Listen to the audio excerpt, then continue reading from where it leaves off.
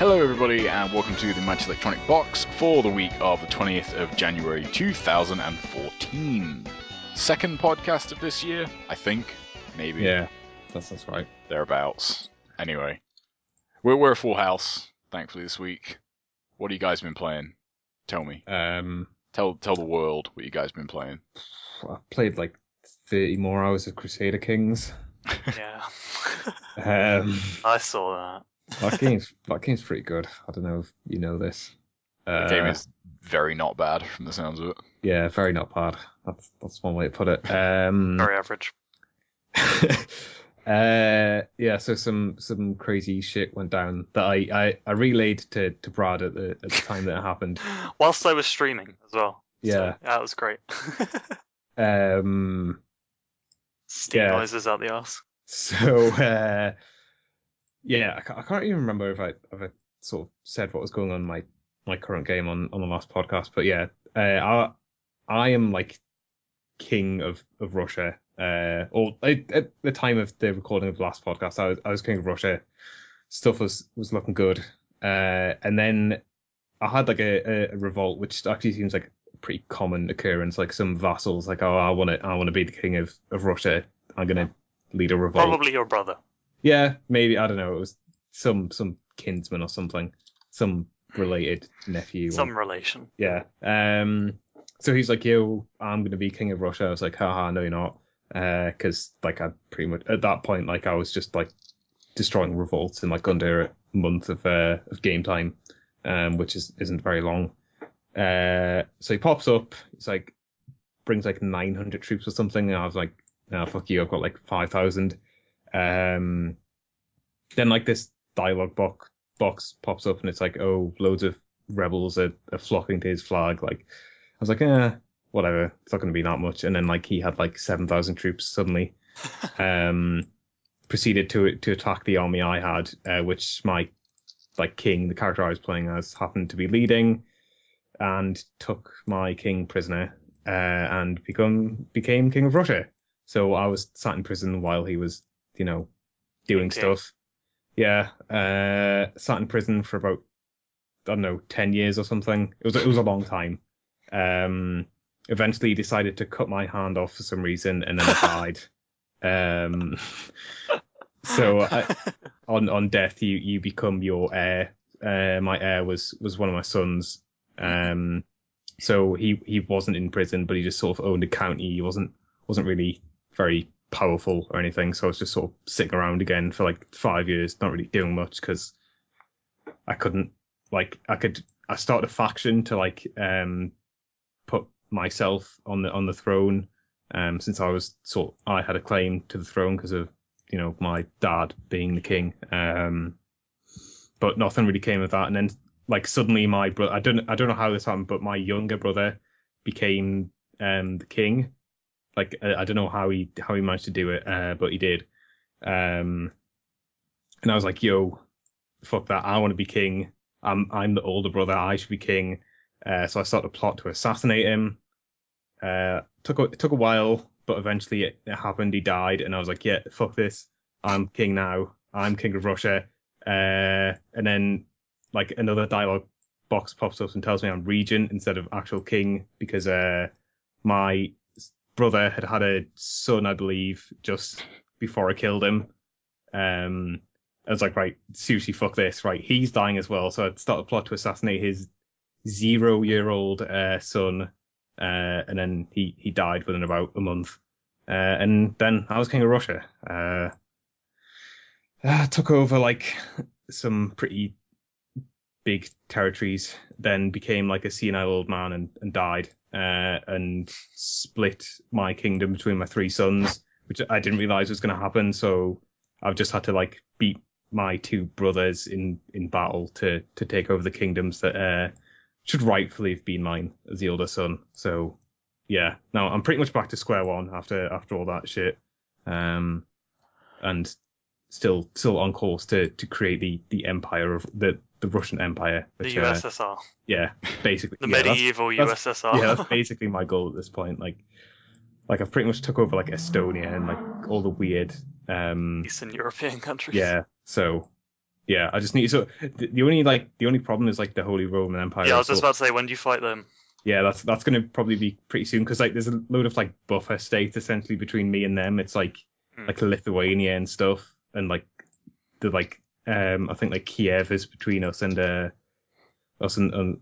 Romans. So yeah, at some point we like those two empires are gonna clash. Like the Byzantine empires went down the shitter somehow. I don't know what happened. Like I just checked it's funny to just like check the map on places that you don't really look at like every like 100 years, and it's just like, oh, now Wales owns all of Spain or something. Yeah, I was just about to say, how is Spain doing?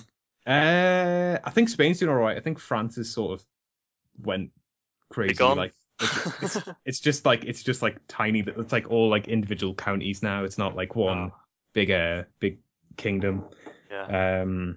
Usually, who is it? It's the I've forgotten who are the people that usually take over Spain. There's quite a few like when you first start, there's quite a few Muslim states in there. Yeah, they get invaded by the Muslims from Africa a lot. But I'm trying to think. There's I can't remember who it is at the moment. I'll look it up. Like I think England's all English. Some crazy empire or kingdom or whatever that I've never heard of has taken over. I think it's Norway or Finland. Right. Because it like and now Norway. No, yeah, it was Norway because Norway is now Iceland, and the actual like country Norway as it is now is owned by some crazy person, like some tribesman or something. I don't know what happened in Norway. Bad stuff, basically. Awesome. But I think Russia or Rostov, I think was the county I initially started as. It's a really good one to start as because you have pretty decent like army starting army, just because your vassals seem to like you quite a lot. Yeah. And you sort of like on one side you've got like quite a lot of allies, and then on the other you can just sort of start holy wars with all the people to your east, because they're all like pagans and Muslims. So holy wars are like one of the easiest ways to gain territory because you can start a holy war for like a whole like kingdom. Right. Whereas a lot of the time you've got to sort of like when you're like starting a war with someone who's like the same religion as you, or you don't really have a proper all you have is like a claim on like a single county or something, and like starting a war, like trying to build up territory by doing that is just, it's not really efficient. Like it's way easier to just, hey, holy war, let's do this, because you will end up pretty much taking them over. And like if you start a holy war, like all your vassals like you because you're killing infidels, and like it's way easier to get like allies to join your cause because they're like, yeah, fucking let's kill the guys who aren't the same religion as us. So it's pretty accurate to real life, is what I'm trying to say. Pretty much. All religions hate each other. Yep, religion is the source of all wars. Yep. So yeah, Crusader of the Kings, like that game's sort of insane. Did you end up playing either of the mods? No, I downloaded both of them, but I didn't play any of them. I played a bit like Game of Thrones one, which is like I only played about 20 minutes or so because I managed to fuck it up in like 20 minutes. But it seems like really well done in terms of just the detail. Like you can start at different periods in like the novels. There's a lot of like unique events that are going. Like I started as Jon like after a Feast of Crows, I think, or during a Feast of Crows. And like Stannis was like, yo, do you want to like, take Winterfell back and stuff? Oh, really? That's awesome. Like, that's clever. King of the North or whatever. Yeah. I was like, hell yeah. But then I don't know what I managed to do, but I somehow managed to lose all my land and then just become. And then I think I like broke the game because it was like when I'd like hover over my character portrait, it would have like weird text where like it's supposed to tell you your like location and like what you own. So I think I somehow managed to break it. But I think next time I probably wouldn't be Jon just because like he has a lot of like weird restrictions on him, like he's not No, he supposed doesn't. to like claim land and stuff, and like Yeah, it's like he doesn't exactly have a lot going for him in the books. So yeah, I just thought probably it'd should be, have chosen someone yeah, else. like I might like be like a wildling or something next time because What? That's even worse. well, like no, because they don't have like restrictions on like oh you can't Play take as the Ned command. and see if you get beheaded. Yeah, so like I was Who would you gonna, guys like, be from Game of Thrones if you had to like choose a character? Tyrion, because he's the least likely to get fucked. Who would you want to be? Like, I don't know. an author. like Come, I don't know, like, if come Tyrion- book 5, Tyrion is pretty fucked in a lot Yeah. of ways. True. Could um have been worse. True. He's alive at least. Exactly. Yeah. yeah, I don't know because like all the like it's weird because like the good characters or the sort of protagonists of those books aren't really the like ambitious ones except for Tyrion. So like it would be a bit weird. Like Most of them maybe end dead. Stannis. Stannis is Just in terms of the game, like that would maybe be interesting. But Yeah. especially Stannis. like towards the end of those books because he's or where they are now because that's when he's starting to like try and actually make a claim on the throne and stuff. Yeah, I don't know. I didn't play any of that Elder Scrolls mod, but apparently that one's really good. And there's a bunch of like ones that are like fixes basically for stuff and like UI improvements, which I should have downloaded, but for some reason didn't. But I think it's called like Crusader Kings 2 Plus or something. And it basically like incorporates a load of like the smaller mods that just do like weird stuff that go on trying to think. I think there's one that like tries to make the map more like historically accurate or something and like splits it up like even further so there's like even more territory, which just sounds insane because there's already like a bunch of territories in there. I think there's one that like expands the map out into like Asia, like the Middle East, and I think maybe some of like China and Japan. I'm not 100% sure. Which again sounds crazy because there's already like just an insane amount of like like it would be like impossible to like take over the whole world in that game. So like adding like a bunch of other nations is crazy. And I watched a bit of a let's play of Europa Universalis, which is like the other big Paradox game. So one that runs from the end of Crusader Kings until the 1800s. Weird, like it's basically like just a continuation of Crusader Kings 2. Like all the map stuff, all the UI stuff like looks almost identical. Yeah, it does. So yeah, I don't know, I might get that at some point because I think they released like a thing for Crusader Kings 2, which allows you to like import your save from Crusader Kings and into Europa Universalis. So that'll be pretty crazy. That's clever. Yeah, I don't know, like their games are really interesting. Like I want to play some Sengoku, which is like the basically Japanese version of Crusader Kings 2. Because that sounds awesome. Does indeed. But yeah, that game's really good. I played some Spelunky on the Vita. I did not know that was on Vita. Yeah, it's like £12, but it's cross-buy, so you get a PS3 version as well. Oh, cool. I might pick that up. I've been wanting to try that game, but it's in that category of like games I wouldn't use my PC for. Yeah. So I guess there was actually a difference between the Vita version and the 360 version, which was like the first version, which is the addition of the daily challenge mode, which I think is in the Steam version as well now.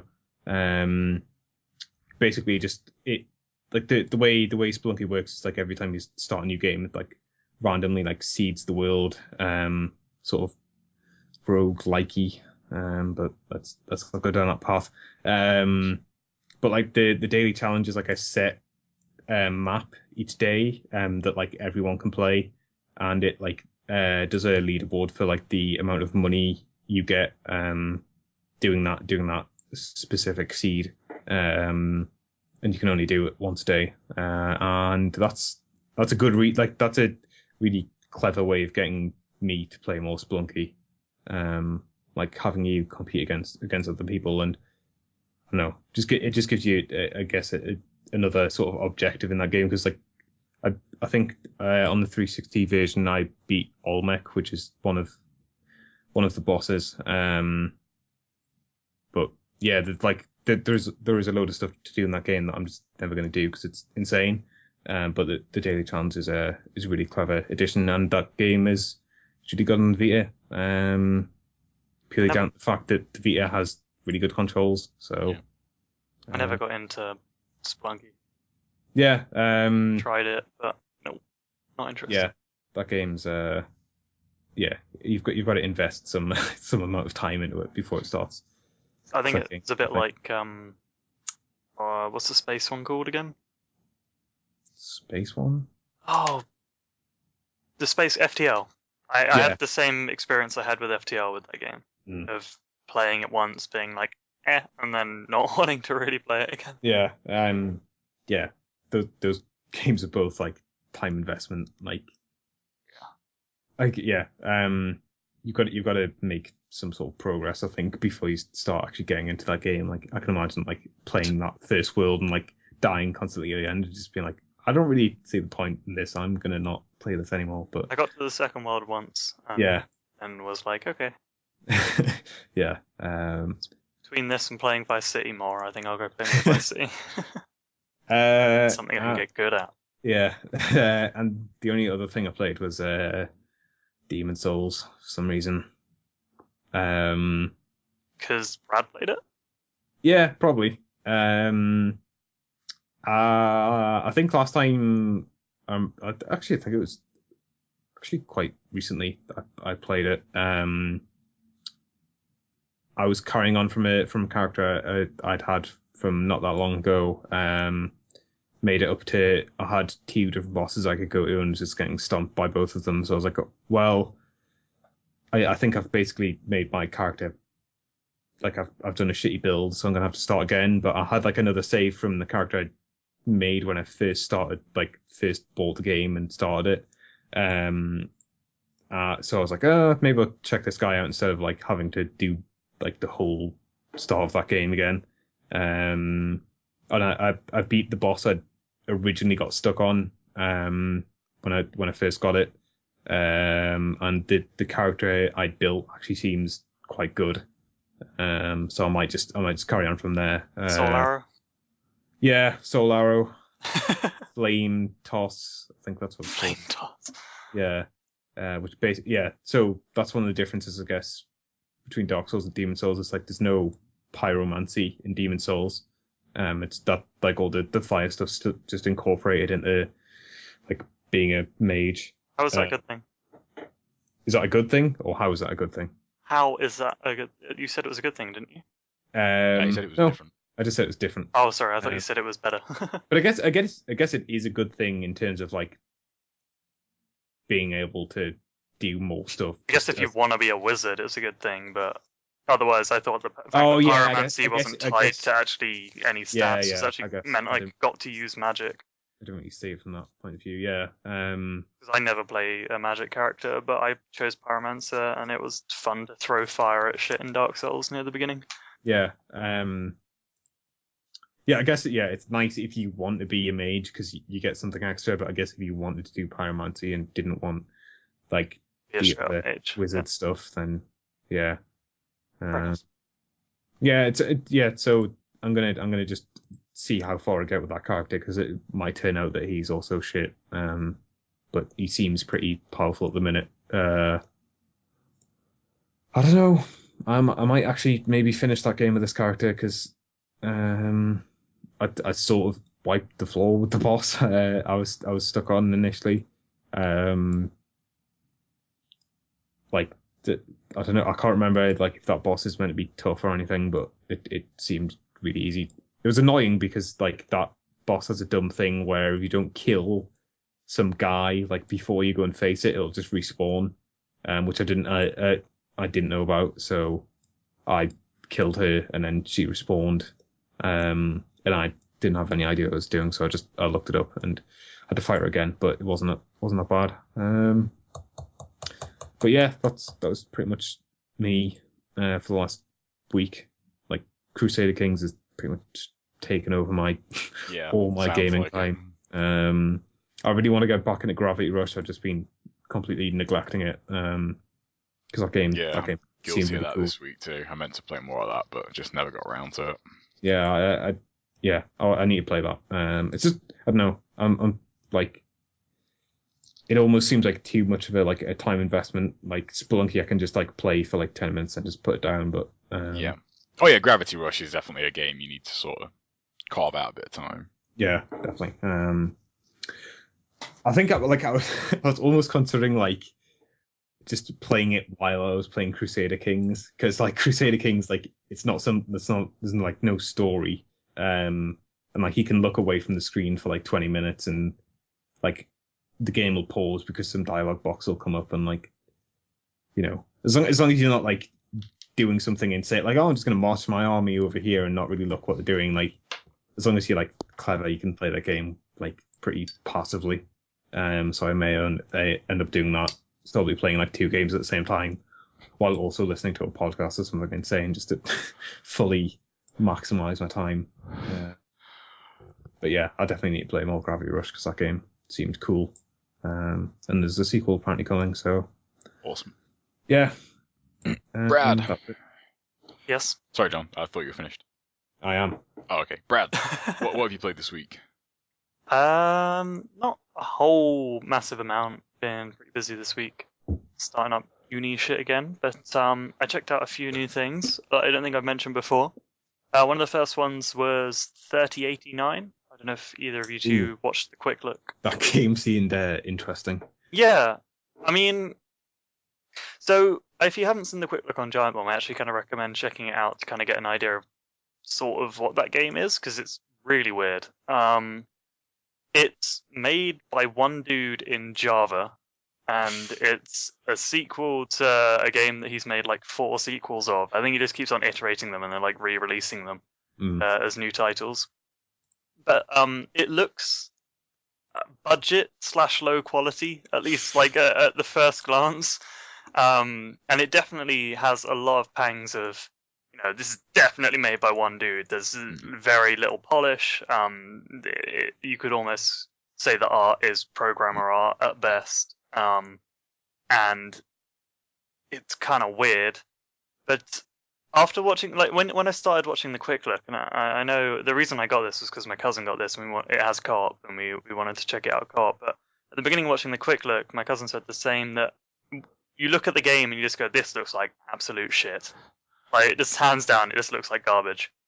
And then as you kind of watch the quick look, you're just kind of like, maybe I should play this. Maybe this isn't terrible. So it's a procedurally generated action RPG. It's got action RPG in the title, so it must be an action RPG. You basically just there are guns and swords, and you're an android, and you get randomly generated quests in a randomly generated world. They give you skill points you can put into a variety of skills with, like, you know, your health, your defense, and then also things like stealth and stealing, and also piloting, so you can fly spaceships. And then as the game just goes on, you kind of get like drips and drabs of more stuff. And it's the stuff that the game doesn't present up front that actually kind of makes it engrossing and interesting to play, and, you know, kind of make you want to keep leveling up your dude and getting more points and more skill points.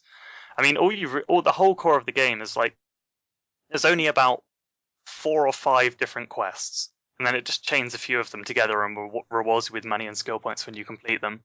And the quests kind of force you to explore further out in the procedurally generated world. I mean, all the quests are basically kill a bunch of dudes, kill a boss, sneak up on someone and stare at them, sneak up on someone and click E on them, sneak up on someone and then murder them. And that's about it.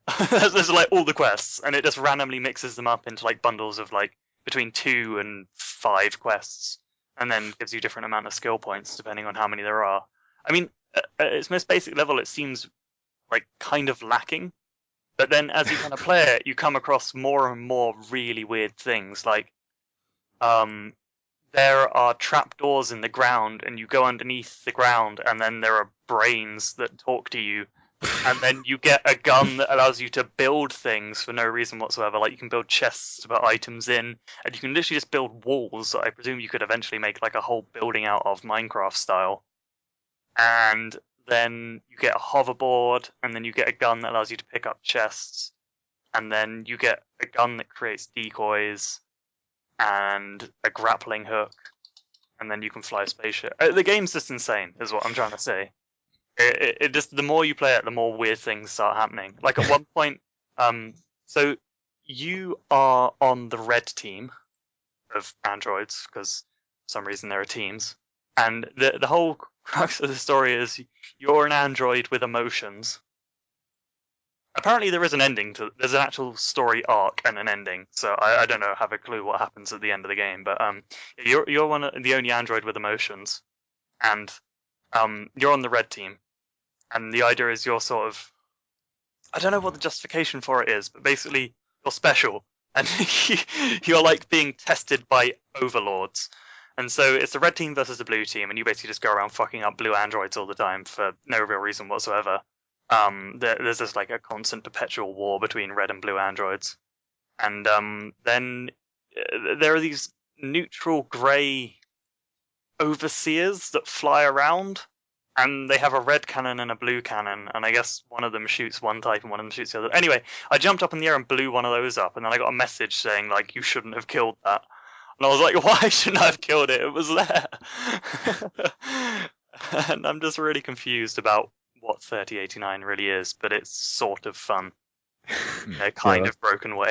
Game seemed completely bizarre and impenetrable, but... Apparently it gets weirder the more you play it. Yeah, it was funny, like, as that quick look was starting to end, like, I was like, this is on the cusp of being something completely bizarre. As they just started walking out into, like, the wasteland or whatever it was. Yeah. That game.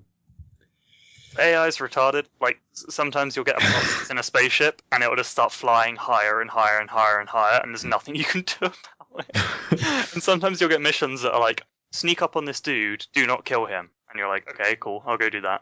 And then your teammates will come over and blast the shit out of him whilst you're trying to... Like, you'll just be standing there. And also you can get people to follow you around, and you can have like a seemingly limitless entourage of androids just following you. I had like 20 following me at one point, just running around, shooting shit. And there's only 2 weapons. There are guns and there are swords, and that's it. And the swords are like... It's really weird. You can lock onto people and then charge up an attack, and then when you release it, you jump towards them. So it's the only way you can hit flying enemies is to lock onto them, charge up an attack, and then launch yourself into the air, and then like repeatedly like slash them and charge into them and slash them and like basically fly after the spaceship. That sounds kind of cool. It sounds cool. It controls like shit though. Oh, that's disappointing to hear. That sounds like a really good mechanic. Yeah, it would feel super awesome. It's like if you do it right, you never touch the ground. You just keep on locking on and jumping in, slash, go back, lock on, jump in, slash, and like you kind of fly, which feels really awesome when it works. Problem is the lock on reticule doesn't appear immediately, and if you're not looking in the right direction, slash within a certain range, lock on won't happen. So you'll be holding right click to lock on and think, oh, I didn't do it, let go, and then the lock on reticule will appear and cancel, and then you'll have to start locking on again. And you'll just, it's unfortunate that doesn't work as smoothly as it could, because that's actually kind of fun. Like, I don't use guns at all. They just feel like shit compared to the sword. But yeah, again, watch the quick look, and if it piques your interest, maybe try it with someone. It was fun enough co-op. I mean, the co-op is barely co-op. It's basically, there are all the quests you get as single player, that you can talk to your friend and get a duplicate of the exact same quest that they are on, and then do it at the same time as them, which is weird. I don't know why they can't help you on your quest, but apparently they cannot. So yeah. What else did I play? I played an hour of Saints Row 4. Okay. Because it was free this weekend and it has co-op, and I was like, I guess I will try it. But I joined in someone's game who was like, have either of you played Saints Row 4? Yeah, no. I played it for probably, I don't know, a couple of hours maybe. So did you get to the point where Earth gets blown up? Yeah. Okay, so I joined someone. Oh yeah, sorry, spoilers. I don't know how far in that was because that was where I started playing the game. Like the first mission I did, Earth blew up, and I was like, okay, cool. the actual first mission is you're the president in that game, aren't you? If I remember correct, Yeah. when you start, you're the president, and aliens invade, and then you go fuck up the aliens, and then the aliens capture you, and then the aliens blow up Earth, and they're like, yeah, hold that, and you're like, oh man. Okay, I missed all the justification for it, and I was just like, well, I'm coming out of the Matrix, and then, okay, cool. And that game drops more references than Borderlands 2 to, like, internet memes. It's kind of offensive. Really? Well, not even just internet memes. It quotes, like, there's a mission where Baby Don't Hurt Me is playing, and they're quoting Stay on Target, and, what was the other really awful quote that they used? I know they're just constantly quoting movies, just like every other line. It is as bad as I imagined Borderlands 2 writing. That's crazy. Like, I think that was the thing about, like Saints Row 3 was that it carved out its own niche, like in terms of the humor. Just it didn't sort of like, it didn't go for that sort of stuff really. It was all right. I mean, like the Baby Don't Hurt Me, I actually kind of enjoyed. Like, and the fact that you had what's his name in the spaceship at the same time. Keith David. Yeah, you had Keith David. Keith David playing Keith David. Yeah. On your spaceship whilst that song comes on. It's kind of cool. But. I was playing on a mouse and keyboard, and it feels like shit trying to do the sprinting and running stuff. It wasn't very fun. I can't imagine that plays very well on that side. And just the fact I was, like a brand new level 1 character a bit further into the game and had like no upgrades or anything, I couldn't really do the sprinting and running stuff as well as my friend. Yeah. So, it doesn't take much to get that stuff up though, which is quite good. Yeah. By the time I'd played an hour, I already had a bunch of upgrades, so it's okay. But I probably won't be buying it, is what I'm saying. No, I was pretty underwhelmed by that. Not kind of a knock on it, but I just think Saints Row. I mean, we've talked about this before, but I think Saints Row 3 just hit at a time where, for lack of a better phrase, like games needed that sort of game to come out, and I don't know, Saints Row 4 didn't really hit, like, stick with me much. Even like they added like all the crazy sprinting and basically just made it Crackdown. I didn't find it as good. I didn't find the movement as good. Also, they had the spaceship setup was worryingly Mass Effect inspired. You talk to dudes on your spaceship and stuff. You know what I mean? I never did any of that bullshit. Okay. It was very fake Mass Effect. They just seem to be cribbing on a lot of stuff. Yeah. I think that's like... There was no sort of cohesiveness to it. Yeah, that's a good way of putting it, actually. I think that's why the mobility stuff was a bit kind of like, can see why you've done this, but you... Also, the most fun I had in Saints Row 3 was pimping cars, and that's completely irrelevant in Saints Row 4. Yeah, because you don't drive. Never get in a car. Yeah. And I just don't think the movement stuff was as... It felt very loose. Yeah. I thought. There's quite a bit of precision to Crackdown's movement once you get the hang of it. You can be very, very efficient with how you move in Crackdown, especially in 2. Unfortunately, 2 isn't as good a game, but the movement in Saints Row is very, like, you can find yourself missing a building. It's like, oh shit, I jumped too far, or I was running too fast when I hit this bit, or something like that. But other than that, all I did was play more Vice City. I don't know if it was last week or this week, but I got my first sub 140 time. I got 139.03. I think that was last week, wasn't it? Oh, nice. I can't remember. And I had a run going, I believe it was yesterday, that was on for top 10 leaderboard time. It was going to be a 136 something. I was like 2 minutes ahead of my PB, and I was like, this is a very fast run. And then I destroyed it, so that was sad. But yeah, that was me for this week. Cool. I literally played nothing this week. Very, very, very Injustice heavy week this week. final round is in like 8 weeks, so I might say that quite a few times over the course of the next couple of months. But yeah, I don't know. Not much to say about Injustice. Kind of makes me really appreciate having the Vita version though. The weekends are sort of when I play my regular like training partners online on PS3 and PC. And in the week, I just kind of look up everything I can on the Vita and then try and take all that shit into those games. And this was like the first week where that stuff really paid off. So yeah, the Vita version is definitely worth having if you're into that sort of shit.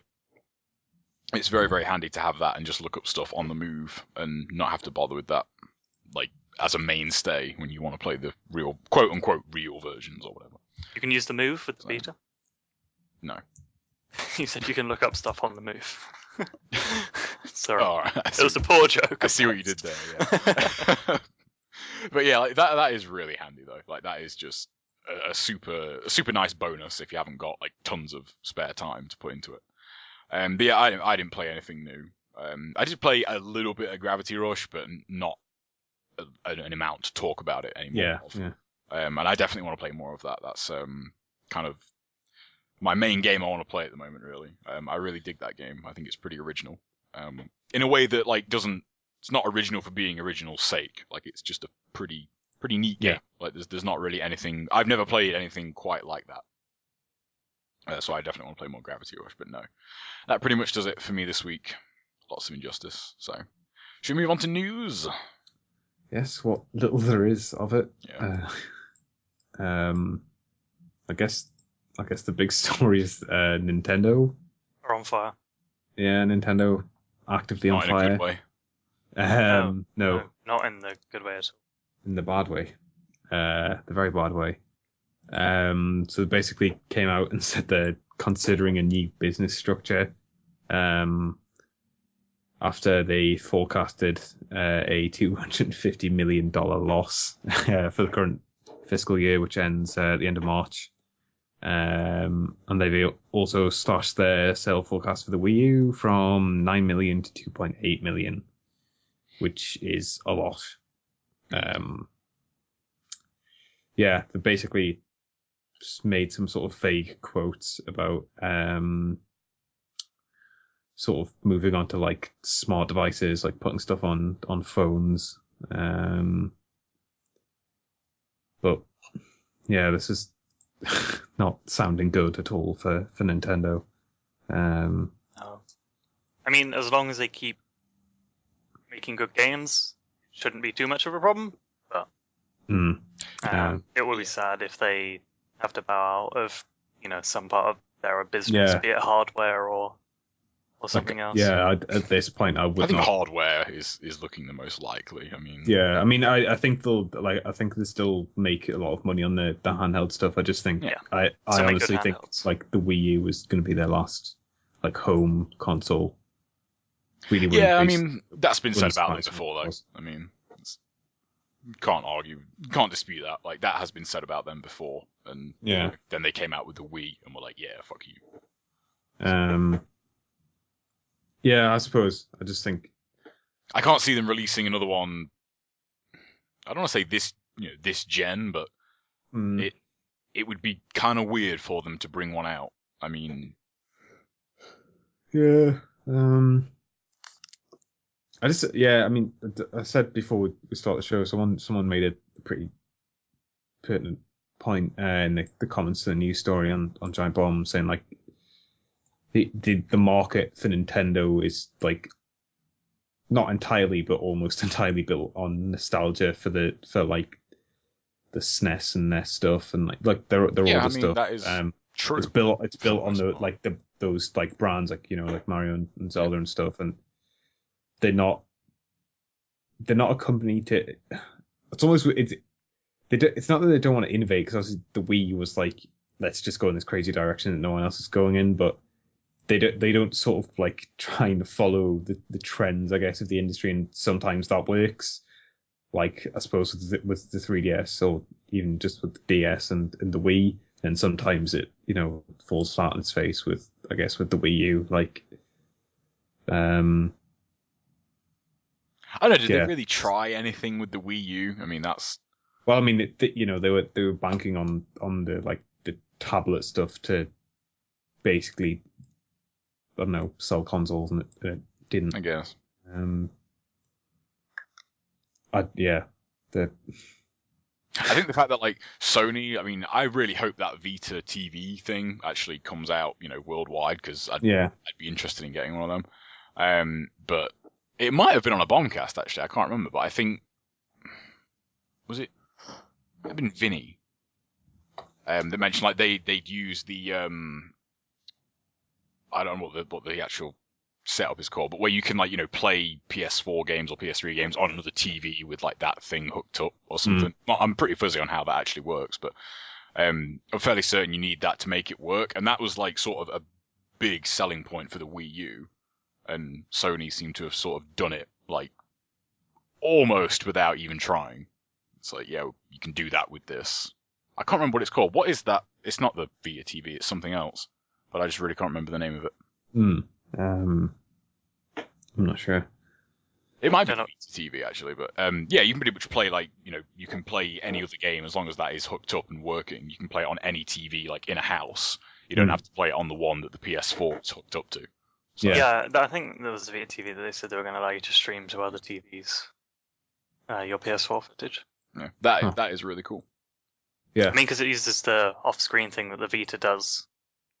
Or it would use you can obviously stream your PS4 to a Vita, so you can do it to the Vita TV. That was one of the, I think it was when the PS4 came out, it was like one of the big updates for the Vita. That was on like the Vita's desktop, for lack of a better word. It's like PS4 Link. You can set that up pretty easily from what I've heard. But I only know 2 people that have a PS4, and none of them have got a Vita, so. Yeah, Nintendo. I mean, just make games. Yeah, I mean, they always have that to fall back on, and that wouldn't be a terrible thing. That went really well for Sega, didn't it? Yeah, but you could certainly argue that Sega's games weren't as good. I mean, this is true. Maybe. But who's to say Nintendo's will stay good? Yeah, with less money and. True. I mean, Nintendo's games don't really do anything for me, but they certainly do a lot of things for a lot of people. So if they were to come out on non-Nintendo platforms, I imagine there'd still be an audience that would want to buy them. It would be really weird playing like Mario on an Xbox, though. Yeah, that would just be so fucking weird. Yeah, Nintendo like not having a console presence either would I'm not going to go out and buy a Wii U, but it would be weird like if that wasn't a thing anymore.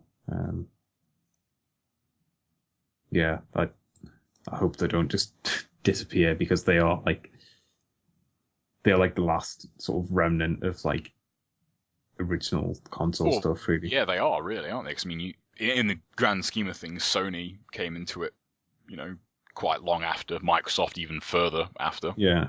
It would be totally bizarre if they weren't a factor anymore. The Wii U just. I can't see what they do though. I mean, I really can't see them bringing out I don't know what they'd call it, but something that was like hardware wise on par with a PS4 or an Xbox One. Yeah, I don't really think that there's a need for it though. Like, well, yeah, I mean, I would agree with that too. I'd say there is, but I'd say that for them to remain relevant in consoles at least, like they would have to really. I mean, it's clear the Wii U is not doing what it was. Wii U is not doing what they wanted it to, and that's a large part of it. Came out in such close proximity to quote unquote true next gen systems. That and their target audience doesn't want or need a more powerful console. Yeah. Everyone was done with the Wii, and no one who owned a Wii was like, man, I wish this thing did 1080p so I could play Wii Sports on my HD TV. Like, no one gave a shit. That's why that thing did well. Because no one gave a shit. No one's crying out for like 60 FPS Mario. Like, yeah, true. Man, I hope they don't disappear, but It's looking pretty grim. Yeah. In other news, is there any? the Valve Steam controller got an update. Oh, okay. They removed the touchscreen from it. Right. In the latest Steam Dev Days, they announced a new model which they've gotten rid of the touchscreen because it's fucking pointless and probably drain the battery, and they've just replaced it with straight up. Well, there's a couple of designs. It's either going to be a D-pad and a diamond-shaped arrangement of buttons, or two sets of diamond-shaped arrangements of buttons. Are they keeping like the weird like touch analog things? Yep, those are the only thing that fixed as far as I can tell. That's what they've got their heart set on. But that's a picture of one of the new designs. There's another one where the left set of diamond buttons is a D-pad, and there's a third design where the touch pads are moved to where the buttons are and flipped. So the touch pads are like PS3 layout, and then the buttons are. But so that's kind of weird, right? Maybe. No. What, the diamond layout for the D-pad, or? No, just the fact that they would, change to buttons again. Seems a bit odd to me. Odd, but probably better. Touch, not great for most things. I mean, it'd be nice if it was, but like that's the main thing that puts me off. That is those like touch analog things. They're just not going to be as good as analog sticks. No. Well, apparently they're better. But obviously you're not gonna have the same feedback, like the same feel. Yeah. And a lot of controller stuff at this point, like don't try and fix what isn't broke. Like, controllers are pretty damn good for the most part now. Like, the design, like the DualShock kind of esque layout, whether you prefer the analog stick, like, up and to the left. I'm not really bothered about that. I don't really notice that, to be honest, going between both controllers. I really don't notice that the analog sticks are in different places, but to some people, they do. But, like, that sort of general layout is really, really solid and works for, like, pretty much any game you'd want to design for it. So, why try and move away from it? To make games that don't work with analog sticks work, I think was their thinking. Like, you can't play Civilization with an Xbox controller. Oh yeah, you can't, but I mean, there are certain games that aren't designed to be used that way. I mean, I thought that was the point of the Steam controller. That's the only reason I can even see the Steam controller existing, is to make those kind of games actually playable on a couch with a controller. Otherwise, why that would be cool. Exist at all? Yeah. Wireless mouse and keyboard. It's the future. There's enough of a stigma against that it'll never happen. Yeah. Also, that's a pain in the arse. Like, you'd have to get some sort of lap board to use said device on. True. That probably wouldn't be that much better now that I think about it. No, it'd be kind of shit. Like having a mouse like on a fucking settee, like that's weird. Mhm. Any other news stories that you can think of? I certainly haven't got any. I guess there's that letter from IO to Hitman fans, basically sort of outlining their plans for the next Hitman game. Sounds like they're sort of going back to the more blood money type of Hitman game, with like more open levels, more sort of weird freeform madness, as opposed to sort of the more linear stuff that was in Absolution. Did you finish Absolution, John? Yeah. I thought that game was pretty cool. I liked it. I didn't. I just haven't played much of it. Yeah, but it was good. I also like Bunny quite a lot, so I guess whichever way they decide to go with it, I'll just go with them, because I think those games are pretty interesting, and one of the few sort of stealth games that still exists. Yeah. Like, I don't really know what that new Splinter Cell's like, but it looked like they were heading. It's good. It's very. Is it still like stealthy? Oh yeah, like okay. it's just too easy. That's my only problem with that game. It's easier than Conviction, and that's saying quite a lot in my opinion. I played it through first go on the hardest mode. And like that added a little bit to it because a large part of like a first playthrough of those games is not knowing the levels. If you know the levels, then it's like there's almost no challenge to it. But yeah, I just think they need to do something to Splinter Cell to make it a bit more challenging. That latest Splinter Cell game is good, but it's just so easy. It's just so easy to be successful in that game. Everything else about it is really cool. Like the customization stuff, like the missions are quite creative and they're really fun to play. And they make shooting people in the head with a silenced pistol while no one's seeing you just disturbingly satisfying to do. But yeah, there's not really. You're just too fucking effective in that game. It's like, you know, like giving you like a silenced pistol with. I mean, you don't have infinite ammo in Blacklist like you do in Conviction, but like giving you that right at the start of the game. It's like this should be like an unlockable for doing like the entire game on like the best ranking or something. Like this shouldn't be. I shouldn't have this at the very start of the game. Yeah. Like this is giving me no like you have no incentive to use like the hand-to-hand takedowns. It's like why bother? I'll just stay in the shadow, shoot this dude in the head. His dumb friends will come over. Oh, this guy must have fell over. Bang, bang, bang. Now you're all dead, and I can move on to the next bit. Like they just give you far too much far too early in that game. But it's definitely good. If you liked Conviction, then you'll definitely like that.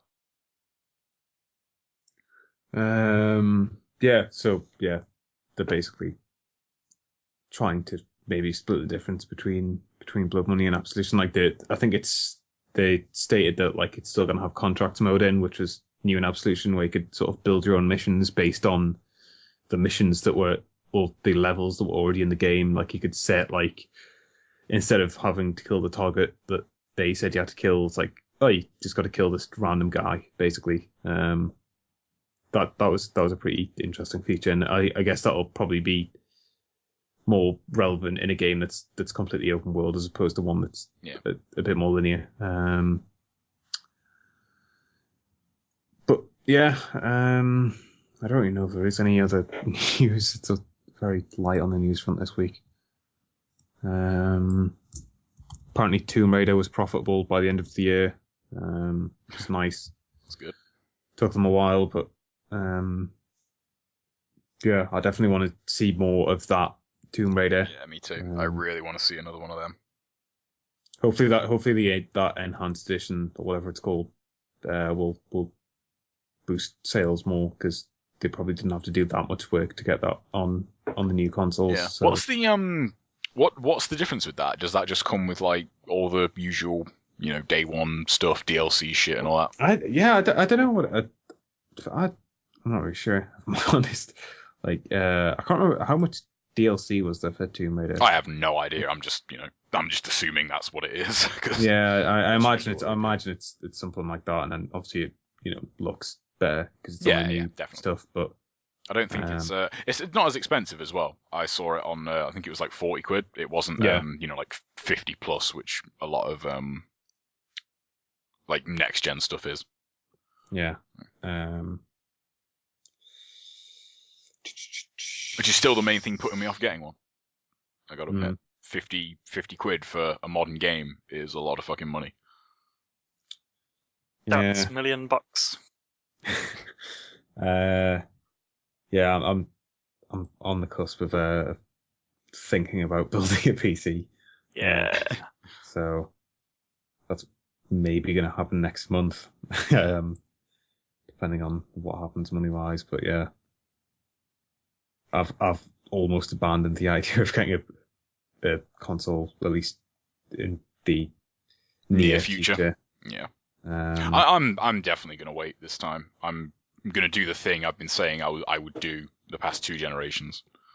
In 2 years, there'll be the slim. Yeah, in 2 years, there'll be the slim versions out. They'll be way better. They'll be cheaper. They'll have more storage. They'll have games. They'll have games too, which is nice.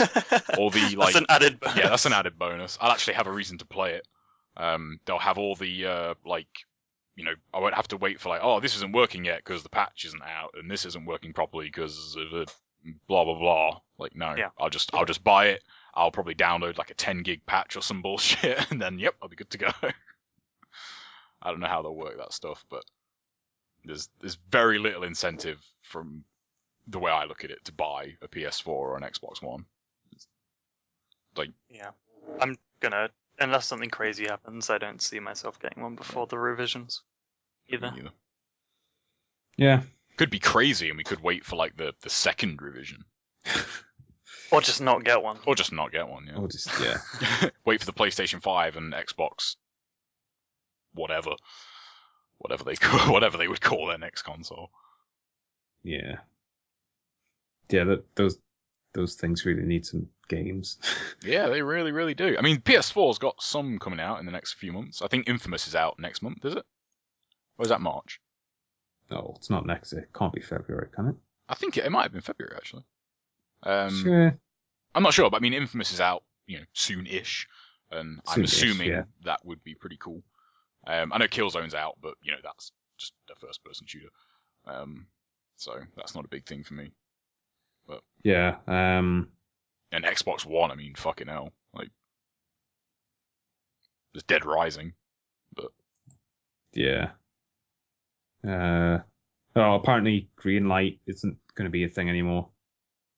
Oh, well, they're trying to get. Their objective is to get rid of it. Yeah. As if it's some splinter organization that's broke off from the main thing. They can't control it anymore. Yeah, that was a weird experiment that didn't really work. I don't think I ever bought a Greenlight game now that I think about it. I'm not not sure. I don't think I ever. It tells you, doesn't it, that this came from Steam Greenlight on the page. I don't think I have. But yeah, it's yeah. I remember going on the Greenlight sort of page when it first went out of beta or whatever and was a thing, and it was pretty much like the Xbox Live indie game store. It was terrible. It was 99% zombie games or Minecraft clones. Yeah. Massage simulators. There's very little original stuff on there. I mean, no. And the stuff that is just gets swamped by complete bullshit. The indie thing on Xbox did have some pretty neat platforms though. Say that, but I mean, again, platforms aren't terribly original. But it did have some cool stuff. It was annoying because there were it was 1% of the stuff that was on there was actually good. There were some good games on there, like Super Wagon Adventure. That game's awesome. No one has heard of it though. God, what else came? Xbox Flotilla. Live indie game or Greenlight? Which one? Xbox Live indie games. Yeah, Super Wagon Adventure. If you haven't played that, you should. I haven't played that because that's £1 or something. That game is fucking rad. Flotilla, I guess that came out on Steam as well, but that was on there. Minigame with zombies in it. That's Xbox Live indie game, and that game is legitimately fucking awesome. That's weird. Is that out on anything else? Might be on Steam, but man, I'd love that game on the Vita. That'd be awesome. It's a perfect Vita. God, what else? There was stuff, but there wasn't enough, I guess. And same thing with Greenlight. Greenlight had some legitimate games on there, but also had complete trash, basically. I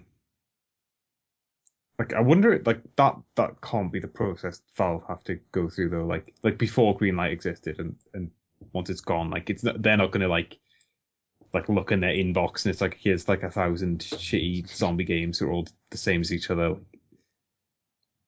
I wonder what their process must be like, that they thought that Greenlight was a good idea and was gonna solve problems for them. Because if it's worse than what Greenlight is at the minute, then I don't understand how anything ever goes up on Steam.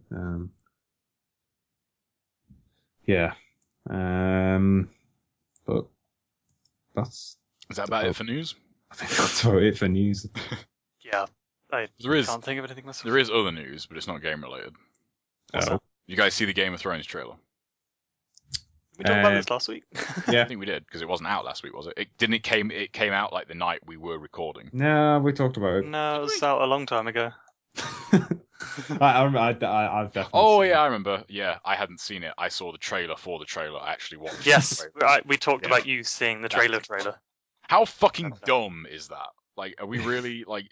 Are people like that? Like fucking media hungry now that we need trailers for trailers? Yes. Yeah, I saw the trailer and trailers. they seems like they're skipping a lot from the book. Yeah. There's like a full-size dragon, alluded to in that trailer. It's like, okay, you're skipping ahead like 2.5 books, but okay, fine. Yeah, and I've already read that.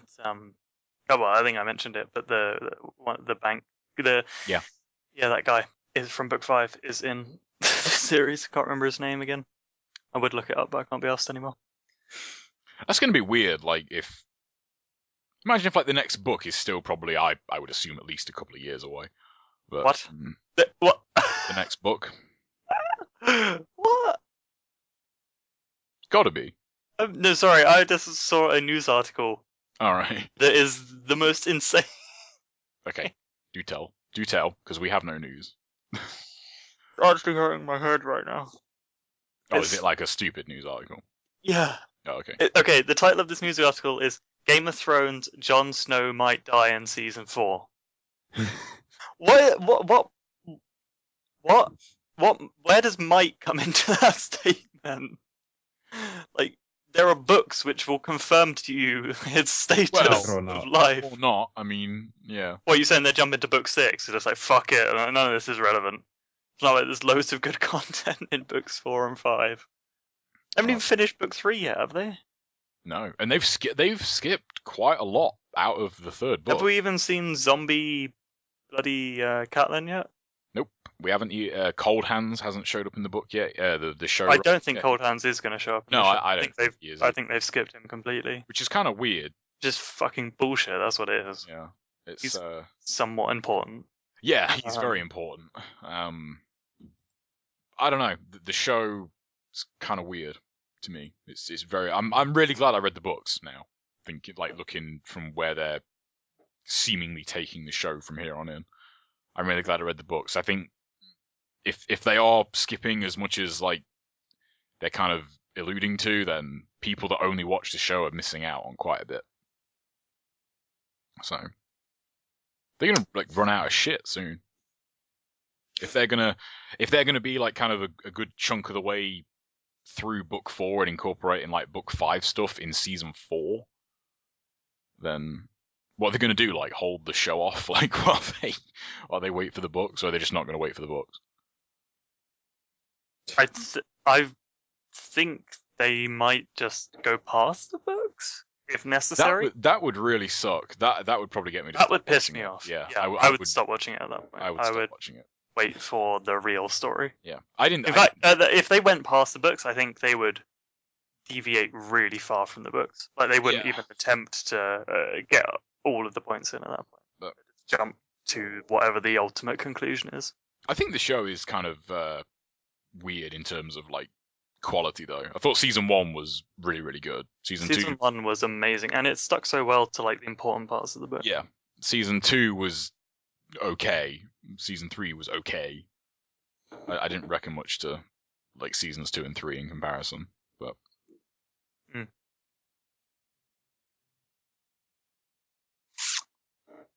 Is that it for news then? Yeah, I guess so. I was going to go check the emails. So cool. Give me 1 second. So I can't think of any more news myself. No, I really don't think there's any. It's a quiet time of year, though, isn't it? Super light on news. We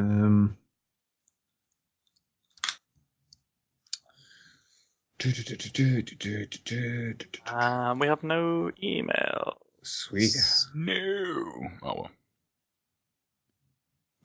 So yeah, that'll do it, I think. Yeah, that'll do it for this week. Pretty short one. Yep. But it's a quiet time of year for the world of video games. Just weird seeing as new consoles came out a couple of months ago, but still. Anyway, you can email us if you want to. You don't have to, seeing as we have no emails. But if you want to, smartelectronicbox@gmail.com. I can't remember the Twitter. TMEB podcast? Or is it _podcast? It was the first one. The first one. Wait, so I got it right the first time. And that'll do it for this week, guys. Say bye, John. Bye, John. Say bye, Brad. Bye, Joe. Bye, Brad. Bye, everybody. See you next week.